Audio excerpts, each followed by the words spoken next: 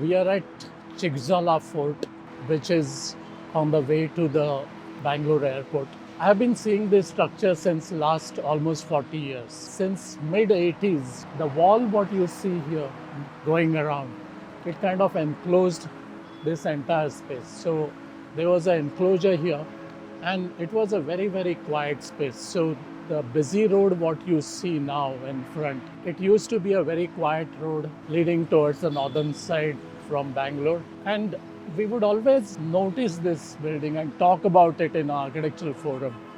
There was one entry in line with that passage coming there, and there was a kind of a celebrated entry which came in, and this whole ambience with the trees, this Kalyani water tank and that colonnade, it made such a serene and quiet place that we always look forward to visiting this place, and it had some kind of a positivity and wonderful ambience. During 90s we heard that architect Jeffrey Bawa had done some kind of intervention into it. He had planned something about it to be converted into a weekend farmhouse, and that was we were also excited about it that Jeffrey Bawa coming to Bangalore and doing something in this monument. Just the idea that Jeffrey Bawa would have walked on this side itself, being kind of goosebumps. So this place has huge history. There are a lot of different interpretations about the age of this place, but a lot of people say that it is about 1,000 years old. So there are a lot of memories attached to it. There are a lot of, as you call, wisdom of ancient. So idea is to sort of respond to that. But the way it is happening now, the moment that wall was removed, this whole thing got exposed to this noise, speed, movement, pollution. And the walls which were protecting this quietness, it suddenly, this whole place became so vulnerable. So every time we would go past this place, we always felt that something has to be done to bring back that quietness, bring back that serenity of the place. So the thought came that these walls, which are already about 12 feet high and 2 feet wide, the way city grows with this phenomenal speed, you see these billboards everywhere, construction happening. So if you want to protect this history, protect those memories, you really have to build something very strong. So we thought that wall has to be really massive. It has to be probably 8 meters tall, 5 to 8 meters wide. And then it should really protect this whole place. But within that space, you have to make it habitable. There has to be activities happening there.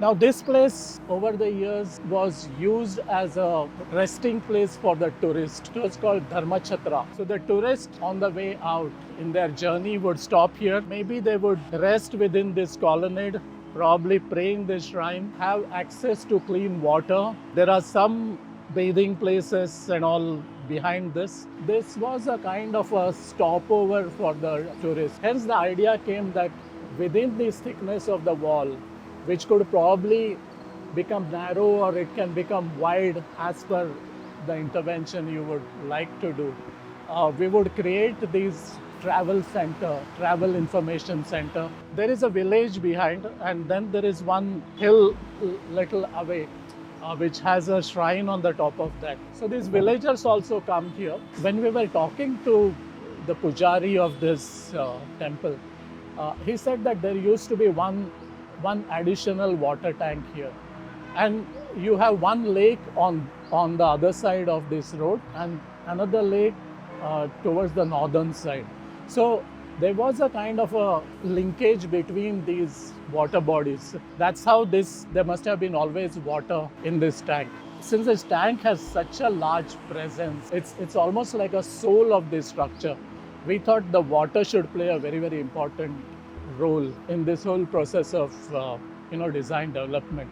So what we thought is we create this source of water and make sure that there is always at least about 2 feet of water within this tank. And you really create this whole journey of the water across this entire space, that it creates a narrative. So you use the sound of the water, the reflection of water, that touch and feel of water, and use it in that whole narration. There are a lot of interesting things here. This becomes a very strong axis. So when you sit here, actually you see the light in that courtyard beyond. When you come here at about 5 o'clock, and when the Pujari opens the shutter of the shrine, you would see the sunlight directly hitting onto the idol, and that's a beautiful thing to see. There are a lot of carvings and all which happen within this wish tank, which really tells a story. It sort of creates that narration. How close you would come to this historical structure and how far you will be from there to give that respect, that decision is extremely important, because that's where that real dialogue would happen. You probably would have some minimal intervention into this colonnade to create whatever spaces you want to. Probably there could be some connectivity across, but the serenity and the importance of the historical quality of this space has to be maintained when you bring in this new elements into the site. There are some of these commercial developments here as well as on the other side. So the edge which is along this road has to respond to the urbanism of the city, and how you would carry that urban quality along this edge is up to you to handle, and yet preserve that quietness within the space. So as you can see, this is the stone wall which protected this entire area before this road widening happened. So this is around 2 feet wide and 15 feet high. In addition to this main road, that intervention has to continue inside, and there are a lot of these large trees along this wall, and then that open landscape area and the pavilions happen on the other side. So whatever intervention happens towards the main road has to be within the boundary as indicated in the drawing. So there are these 3 large trees along this stone wall. So whatever intervention has to be done should respond to these trees as well. So there are some of these courtyards in between. So the intervention could also spill over into this courtyard space, responding to the existing pavilions. So along this temple tank, there is a small channel which was meant to connect all these sources of water. There is a lake on this side of the premises, and there's a lake on the other side of the road. So all these water bodies were once connected. So there are a lot of these motifs which happen along these steps of the temple tank. These are of animals, and there are some floral motifs, and on the other side there are a few abstract motifs as well. So once in a year, I think in the month of November or something, the locals here, they fill up water in this temple tank up to a certain height, and then this entire steps will be lit up with this oil lamps.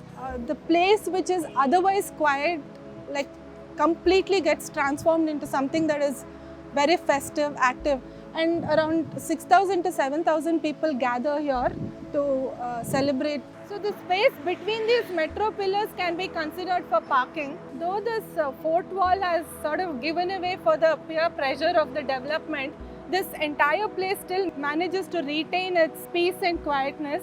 So there are a few places which the moment you step in, you feel very calm, and then there is a sense of peace. Though there is so much of chaos and traffic on the other side, the moment you step into this premises, you really feel that in this place. So this could be a point to sort of think about while you design. So it's an extremely challenging subject to look at, because these kind of invasions into these historical and important structures has been happening because of this phenomenal growth of the cities happening across India. And this could really create a kind of a benchmark to set up a language. How do you deal with this situation, and how do you preserve that quality and preserve those memories of the past? So there is a lot of potential here. There's a lot of excitement in dealing with this project. So wishing you all the best.